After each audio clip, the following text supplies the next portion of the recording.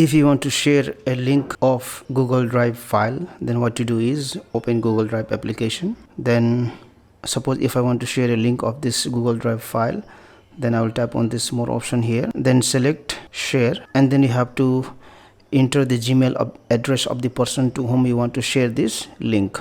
Now you have the option either to allow the other person to only view the files or to comment, or you can let them edit the files.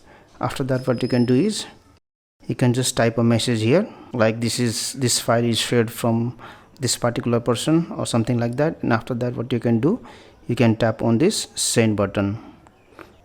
Now what happens is the link of this Google Drive file will be shared with the other person. Now later on, if you want to remove the shared link, then what you can do is you can go on this button shared, then go to this more option, go to recent, then you can see the file which is recently shared.